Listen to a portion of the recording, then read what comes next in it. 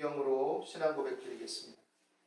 나는 전능하신 아버지 하나님 천지의 창조주를 믿습니다. 나는 그의 유일하신 아들 우리 주 예수 그리스도를 믿습니다. 그는 성령으로 잉태되어 동정녀 마리아에게서 나시고 본디오 빌라도에게 고난을 받아 십자가에 못 박혀 죽으시고 장사된 지 사흘 만에 죽은 자 가운데서 다시 살아나셨으며 하늘에 오르시어 전능하신 아버지 하나님 우편에 앉아 계시다가 거기로부터 살아있는 자와 죽은 자를 심판하러 오십니다. 나는 성령을 믿으며 거룩한 공교회와 성도의 교제와 죄를 용서받는 것과 몸의 부활과 영생을 믿습니다. 아멘. 찬송가 380장 부르시겠습니다.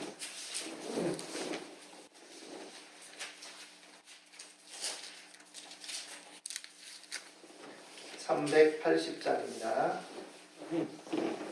나의 생명 되신 주 주님 앞에 나아갑니다. 주의 흘린 보혈로 정케하사 받아주소서. 날마다 주를 찬송하겠네. 주의 사랑 줄로서 나를 굳게 잡아매소서. 괴로운 세상 지낼 때 나를 인도하여 주소서. 주를 믿고 나가면 나의 길을 잃지 않겠네. 날마다 주를 찬송하겠네.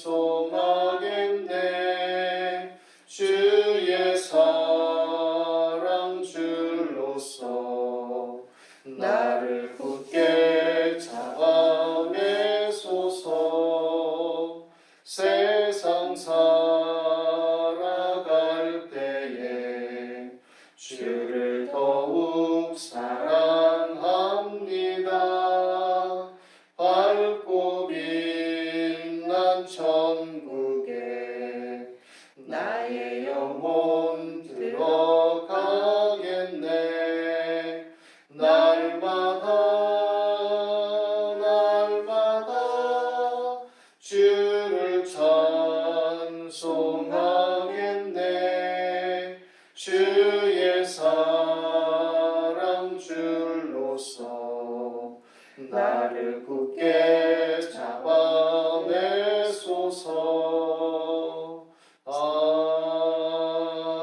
아멘. 기도하겠습니다. 하나님, 오늘도 우리 가운데 함께 하심을 감사합니다. 주 예수 그리스도 이름을 믿는 믿음 안에 하나님께서 구속의 은혜를 베풀어 주시고 그 은혜와 사랑 안에서 성령으로 우리 가운데 내주하시며 내재하시며 또 교통하시며 붙들어 주시고 위로하시고 인도해 주심을 감사합니다. 성령의 하나 되게 하심을 따라 이 시간에도 우리가 하나님 앞에 예배하며 그리스도의 십자가의 은혜와 그 능력을 믿고 신뢰함으로 또한 하나님을 앙망하오니 주의 성령께서 이 시간 우리 가운데 교통하시고 성령의 나타남과 능력으로 말미암아 하나님의 말씀이 확실히 증거되게 도와주옵소서. 한 주간의 모든 생활과 삶 속에 지치고 고단한 마음들을 위로하여 주시옵시고 우리 약함과 허물과 죄를 사하여 주시며 구속의 은혜와 진리 안에서 우리가 더욱더 하나님을 앙망하며 살아갈 수 있도록 힘을 더하여 주시옵소서. 하나님, 코로나 사태로 말미암아 많은 어려움과 또 지침과 고단함들이 있습니다. 하나님께서 각 사람의 심령을 어루만져 주시옵시고 이 사회를, 이 나라를 긍휼히 여겨주시고 이 세계 가운데 여러 또 문제들이 있사오니 하나님께서 이 모든 상황과 현실 속에 믿음의 자녀들이 그 믿음을 견지해 나갈 수 있도록 힘을 내게 하여 주시옵소서. 우리에게 베풀어 주신 그 은혜와 사랑 안에서 우리가 친절과 사랑을 잃지 않도록 도와주시옵시고 하나님의 선하시고 기뻐하시고 온전하신 뜻을 따라 믿음의 인내를 감당하며 이루어 나가기에 부족함이 없도록 인도하여 주옵소서. 하나님이 나라 민족을 붙들어 주시기를 원합니다. 이 나라 정치, 경제, 사회문화, 국방, 교육, 각계각층이 안정되게 하여 주시옵시고 어려운 시기를 틈타서 자신의 욕망과 또한 탐욕을 추구하는 자들의 괴계를 도말하여 주시옵시고 오히려 아버지 하나님 이 모든 과정들 속에서 각자를 돌아보며 또 자신을 돌아보며 아버지 하나님 바르게 서 나갈 수 있도록 합력하여 선이 되게 하여 주시옵소서. 이 땅의 교회들이 이 모든 상황과 현실 속에 하나님을 더 경외하고 말씀의 가치와 본질을 붙들며 세신되게 하시고 힘을 내게 도와 주시옵소서.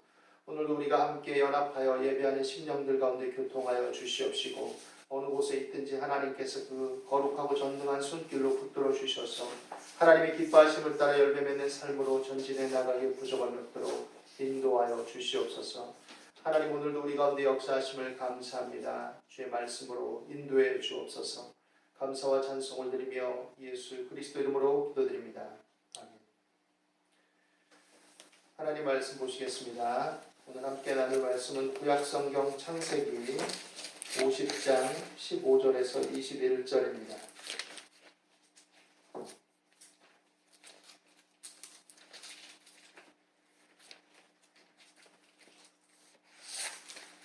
창세기 50장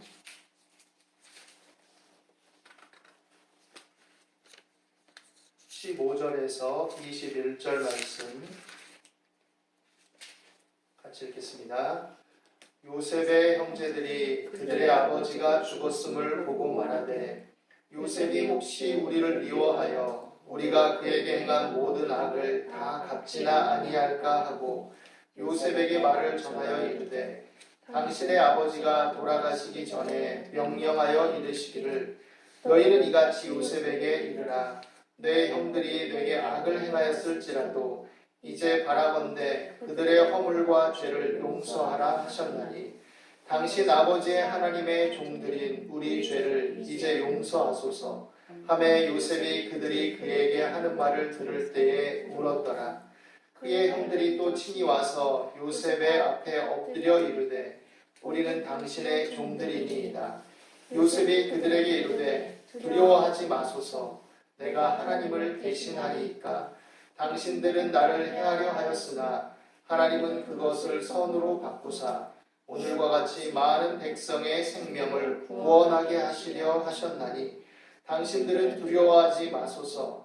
내가 당신들과 당신들의 자녀를 기르리이다 하고 그들을 간곡한 말로 위로하였더라.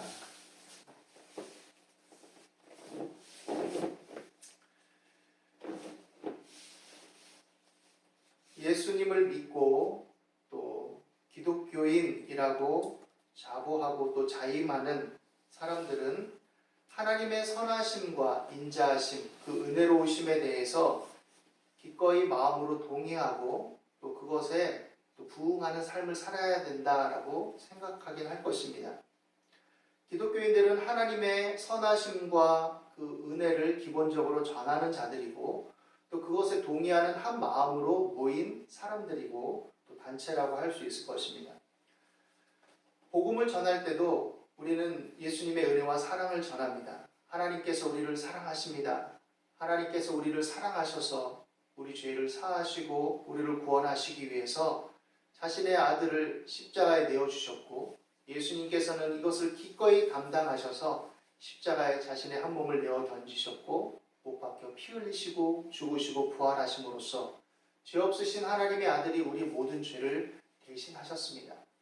하나님께서 이렇게 정하신 것은 의로운 한 사람으로 말미암아 모든 죄인들의 죄를 대신 담당하게 하시려 하신 것이고 그 하나님의 지혜와 하나님의 뜻 안에서 믿는 자들에게 회개에 합당한 믿음으로서 살기를 요구하시며 그 은혜를 베풀어 주셔서 성령을 보내시고 부활의 소망과 하나님과 연합된 삶을 살도록 인도해 주십니다. 라고 이렇게 말하는 것이죠.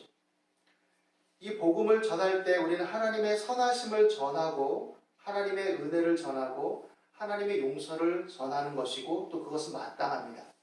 그런데 문제는 하나님의 선하심과 은혜와 용서를 전하지만 그것을 전하는 것으로 그치는 것이 기독교인의 본분을 다하는 것이라고 또 생각하는 그런 경향과 또 그런 행습들이 만연해 있다라고 우리가 반성적으로 사고하고 생각해 볼 수 있을 것입니다. 물론 어느 정도 적절한 차원에서 그래도 하나님을 생각해서 조금 착하게 살려고 하고 조금 온정을 베풀기 위해서 또 마음을 열기도 하고 지갑을 열기도 하고 약간의 행동들을 하기도 하지만, 그러나 어느 선을 넘어갈 때, 조금은 내가 힘들어질 때, 내가 불편해야 할 때, 내가 약간 손해보는 것 같을 때 사람들은 쉽사리 하나님의 선하심을 자신의 삶으로, 그 은혜를 자신의 행동과 또 구체적인 행실로 전하는 것을 주저할 때를 많이 봅니다. 그만큼 한편으로는 신앙인이 아닌 사람들이나 사는 게 그만큼 고단하고 피곤하고 지치고 힘겨워서 그럴 수도 있겠죠. 그러나 우리가 예수님을 믿고 그 구원의 은혜에 동참하고 그 안에 산다라는 것은 그 은혜와 사랑을 말로만 전하는 것이 아니라 우리의 행실로, 우리가 그 가치관에 동의하면서 그러한 삶을 살고자 결정한 자들로서 드러나야 된다는 것을 의미합니다. 오늘 말씀에 보면 요셉이 형제들과의 관계 속에서 어떠한 존재로 등장하는가 우리는 알 수 있습니다. 창세기의 그 앞부분을 보면 요셉은 형들에게 좀 어떻게 보면 안 입고 온 존재였습니다. 아버지의 사랑을 받고 또 혼자만 채색 옷을 입고 또 그리고 형들의 잘못들을 고자질하기도 하고, 그게 틀린 말은 아니고 옳은 소리이긴 했을지라도 형제들이 볼 때는 여러 가지가 다 못마땅하고 또 얄미운 거죠. 이런 것들이 증폭되는 상황 속에서 요셉은 자신의 꿈을 또 자랑합니다. 하나님 안에서 가진 비전이고 하나님이 주신 꿈인 건 분명했지만 그가 경솔하고 겸손하지 못했다라는 것을 우리가 생각해 볼 수 있죠. 그것을 자랑스럽게 얘기하고 아버지와 형들이 자기 앞에 머리를 숙일 자들이라고 또 나타내는 그런 꿈의 내용들을 이야기를 합니다. 이로 인해서 요셉은 형제들의 미움을 사서 죽음의 위기를 겪고 또 결국에는 애굽의 노예로 팔리게 됩니다. 애굽의 노예로 팔려갔을 때 요셉은 한편으로는 형들에게 또 약간 얄미운 존재이고 또 시기의 대상이기도 했지만, 어찌 보면 성경을 읽다 보면 요셉이 형들을 미워하고 싫어한 것 같지는 않아요. 나름 정을 가지고 있었고 또 애틋한 면도 있었던 것처럼 보입니다. 그러니까 자기 마음과 달리 형들이 그렇게 나오니까 얼마나 마음이 상하고 두렵고 배신감에 또 몸부림쳤겠습니까? 그 정도까지는 아닐 텐데 그렇게까지 했으니. 그래서 요셉은 어찌 보면 정신적으로 육체적으로 심각한 타격과 고통을 받았을 것입니다. 그런데 그러한 상황 속에서 요셉은 분노와 원망과 미움으로 자신을 채우지 않습니다. 그것들이 얼마나 자신을 위협했겠습니까? 분노와 또 미움이 속에서 부글부글 일어나고, 정말 평범하게 어떤 사람 같으면 우리도 또 어떻게 생각해 본다면 그걸로 인해서 몸과 마음이 다 황폐화될 수도 있을 것 같은 그런 현실이죠. 더군다나 애굽의 노예로 떨어졌습니다. 한편으로는 저는 이렇게 급박한 상황에 떨어진 게 또 역설적인 하나님의 은혜라고 생각해 보기도 합니다. 요셉이 조금 평안하고 안정된 상황에 처하게 되었다면, 애굽의 노예가 아니라 형들에게 배신을 당했지만 그랬다면 오히려 여러 잡념과 여러 그 문제에 대한 인식 속에 더 견디기 힘들었을지도 몰라요. 그러나 말도 통하지 않고 또 순간 자기에게 다가오는 여러 일들을 감당해야 되고 또 위협적인 상황들이 존재하는 그 애굽의 노예 생활 속에서 요셉이 정신을 바짝 차릴 수밖에 없었겠죠. 이런저런 것들이 어떻게 보면 너무 가혹한 것이기도 하지만 한편으로는 자신의 몸과 마음을 역설적으로 요셉의 어떤 그 인물이라는 어떤 상황 속에서는 자신을 지켜낼 수 있는 힘이 될 수도 있지 않았을까라고 생각합니다. 하나님께서 사람을 다루시는 방법은 참으로 독특하죠. 각 개성과 각 사람에 맞게, 각 형편과 사정에 맞게 참 오묘하고 신비롭게 다루시는 것 같다라고 생각이 됩니다. 여하간 그런 상황 속에서 요셉은 하나님을 철저하게 의지한 사람으로 드러납니다. 그 속에서 본분을 다하고 하나님을 의지함으로써 현실의 원망과 불평으로 소진하지 않고 성실하게 감당함으로써 이제 노예로 팔렸지만 인정받는 사람이 됩니다. 그 보디발 장군의 집을 다 담당하는 일종의 가정 총무로서의 역할을 담당하게 되죠. 그러나 또 다른 시련이 다가옵니다.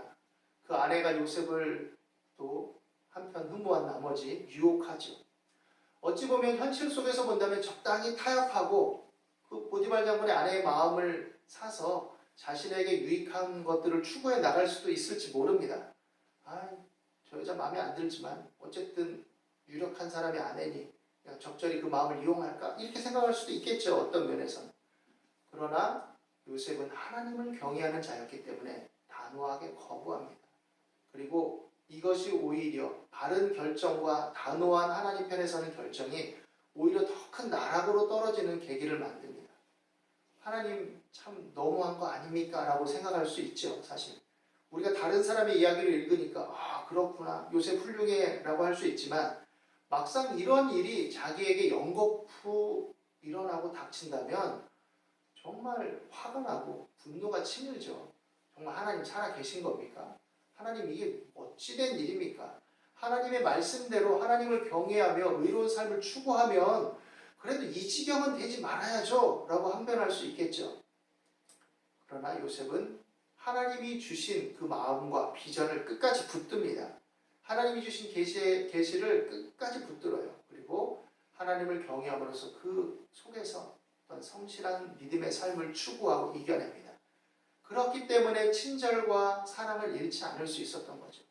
감옥에서 어떻게 보면 죽을 수도 있는 그 앞날이 있는데 그는 다른 사람들의 안색을 살피면서까지 또 돌보고 생각을 합니다. 감옥의 간수가 참 얘는 독특한 애구나. 참 범상치 않은 사람이구나. 신이 함께하는 사람인 것 같다. 이런 인상을 주었던 것이죠. 술 맡은 관원장, 떡 맡은 관원장의 꿈을 해석함으로써 하나님 주신 지혜로 그는 새로운 전기를 마련할 수 있을 것이라는 기대감을 갖게 됩니다. 요셉이 하나님의 지혜로 해몽한 대로 떡 맡은 관원장은 죽고 술 맡은 관원장은 복직됩니다. 술 맡은 관원장이 요셉의 억울한 사정을 풀어줄 것이라고 기대를 했는데 강간부소식이죠. 그렇게 2년이 흘렀습니다. 이제 끝이죠. 답답하죠. 요셉이 그 마음의 고생이 심했을 것이라고 생각합니다. 그러나 요셉은 하나님을 경외함과 믿음의 그 마음의 자태를 잃지 않았던 것으로 보입니다. 그리고 때가 되면 하나님께서 애굽 왕의 꿈을 해석하는 자리로 술 맡은 관원장의 기업을 상기시키면서 끌어들이고 그리고 요셉은 이 일로 인해서 애굽의 총리가 되고 이것이 하나님의 큰 뜻과 섭리 안에서 이제 이스라엘 족속뿐만 아니라 야곱 족속뿐만 아니라 그 주변 일경을 기근 가운데서 살리기 위한 하나님의 뜻이었고 요셉이 하나님의 대리자로서 하나님의 자녀로서 하나님의 일꾼으로서 그 일에 쓰임받기 위한 과정 속에서 이 모든 일을 겪은 것이라는 것이 결론적으로 드러나게 됩니다. 결과를 알고 보면 견디기가 더 쉬웠을 텐데 어찌 보면 참 우리 인생이 얄궂은 게 결론이 잘 드러나지 않아요. 예측 불허일 때가 많습니다. 어떤 때는 이렇게 과정을 밟아가면 잘 될 것이다 라고 생각했는데 그것이 아닐 때도 있고 어떤 때는 이 어려움을 어떻게 하면 좋냐? 답이 없다. 이렇게 생각해도 저렇게 생각해도 이건 불가능이야 했는데 어디서 어떻게 됐는지 모를 빛이 비추고 길이 열리고 도움의 손길이 나타나고 아이디어가 떠오를 때가 있죠. 참으로 신비로운 것이 어떻게 보면 예측 불가능한 것이 인생이라고 할 수 있을 것 같습니다. 요셉이 이 일을 통해서 이제 많은 유익한 일들을 벌이게 되죠. 그리고 야곱과 그 형제들, 아버지 야곱과 형제들이 애굽에 와서 살 수 있는 길이 열리게 됩니다. 요셉의 형제들이 이 과정 속에 자신들의 잘못을 추억하고 고백하게 되고 또 요셉인 것을 애굽의 총리가 요셉인 것을 알았을 때 두려워하지만 요셉의 용서와 친절한 배려를 덧입게 되죠. 오늘 말씀에 보면 이제 아버지 야곱이 죽었을 때 요셉의 형제들이 여전히 두려워하는 모습을 보게 됩니다.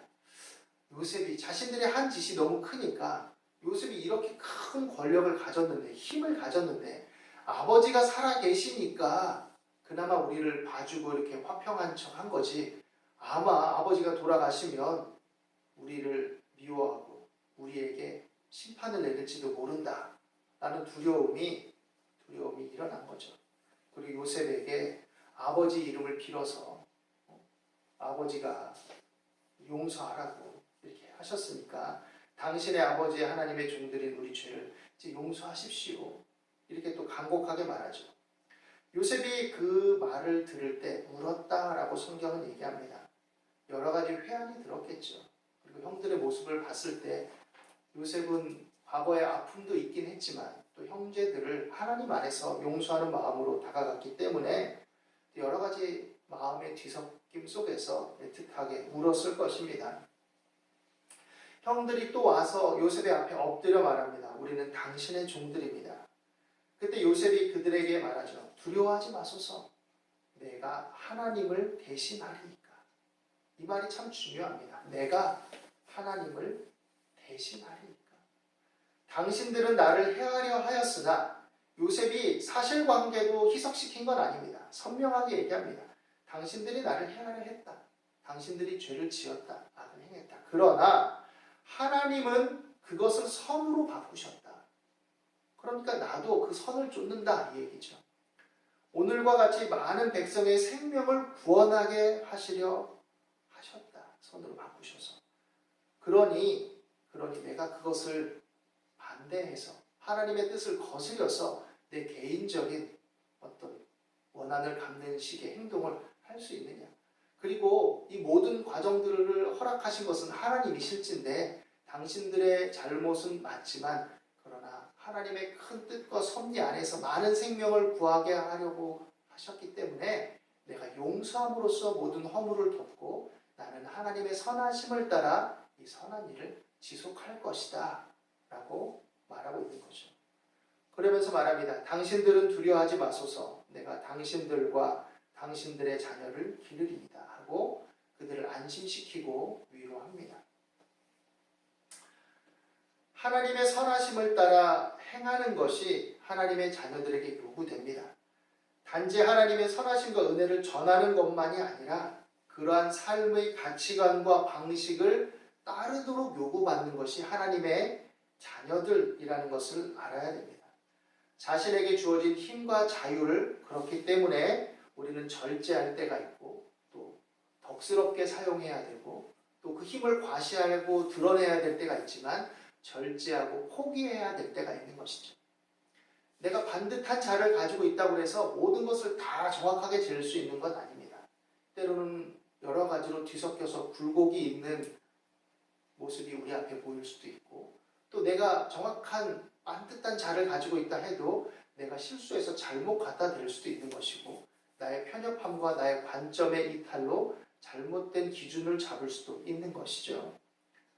그렇기 때문에 하나님의 지혜를 구하고 하나님의 선하심을 따르는 것이고 인간적인 의분, 인간적인 욕망, 인간적인 열심을 따라 결정하기보다 하나님 안에서 하나님의 말씀과 뜻을 먼저 구하며 그 안에서 우리의 양심과 하나님의 기준을 가지고 따라가고 추구해야 되는 것이다라는 것을 우리는 알 수 있습니다.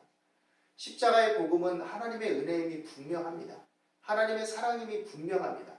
그 안에는 은혜와 사랑이 있고 또 엄밀한 정의와 공의가 있습니다.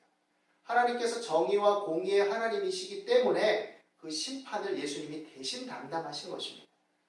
죄를 그냥 다 덮어버리고 무마시키고 죄 져도 돼 그냥 무조건 용서할게 라고 하신 것이 아니라 죄는 이처럼 실로 심각하고 무섭고 두려운 것이다라는 것을 예수님의 십자가를 통해 보여주신 것입니다. 그리고 그 은혜를 우리가 믿을 때 죄와 허물을 딛고 하나님의 선하시고 기뻐하심을 따라서 살아가라라고 요구하시는 것이죠. 그래서 우리는 십자가의 복음을 증거해야 되는 자들이고 하나님의 선하심과 은혜를 증거해야 하는 자들임과 동시에 그러한 삶의 방식과 가치를 우리의 삶의 가치와 방식으로 믿고 또한 그렇게 따르며 실천하고 순종하는 사람이 되도록 요구받은 전인격적인 존재적 그리스도인이다라는 것을 생각해야 됩니다.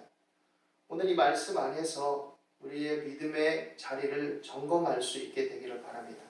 하나님은 생명을 구하시기 위해서 때로는 악을 변하여 선하게 만드시고 또 악을 때때로 허용하시는 것 같지만 오히려 그 모든 것들을 이 세상과 세속과 인간의 고집과 인간의 불순종마저도 다 사용하셔서 하나님의 선을 이루시는 방편으로 역사 속에 실제 개입하시고 역사하시는 하나님이십니다.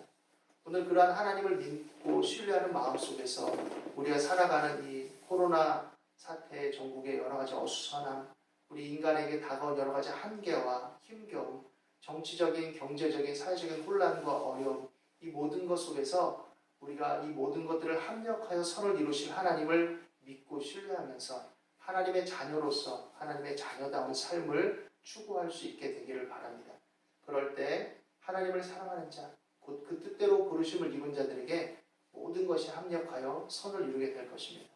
그 안에서 우리가 믿음의 자태를 잃지 말고 친절함과 선함을 잃지 말고 하나님의 말씀의 기준을 더 붙들고 우리 삶이 좀 버겁고 힘겨워도 하나님의 능하심과 하나님의 도우심을 믿고 기도하면서 인내하면서 담대하게 전진해 나갈 수 있게 되기를 예수님의 이름으로 축원합니다. 기도하겠습니다. 하나님, 오늘도 우리 가운데 함께 하심을 감사합니다. 하나님의 선하심과 인자하심을 찬양합니다. 또 우리를 택하시고 우리 안에서 성령의 소욕과 힘주심으로 하나님의 선하시고 인자하심을 따라 행하며 살아갈 수 있도록 인도해 주심을 믿습니다. 우리의 옛 육신의 속성이 때때로 하나님의 뜻을 거스리게 만들고 우리가 연약하여 흔들리게 할지라도 하나님, 우리의 회개에 합당한 믿음을 더욱 추구하게 하시고 우리가 기도하며 성령의 충만함을 더욱 힘입어서 하나님의 선하시고 기뻐하시고 온전하신 뜻을 따라 살아가기에 부족함이 없도록 인도해 주옵소서. 우리의 다가온 현실들을 힘있게 감내하며 이겨나가며 극복할 수 있도록 지혜와 명철과 믿음과 친절과 사랑의 마음을 더하여 주옵소서. 감사하며 예수님의 이름으로 기도드립니다.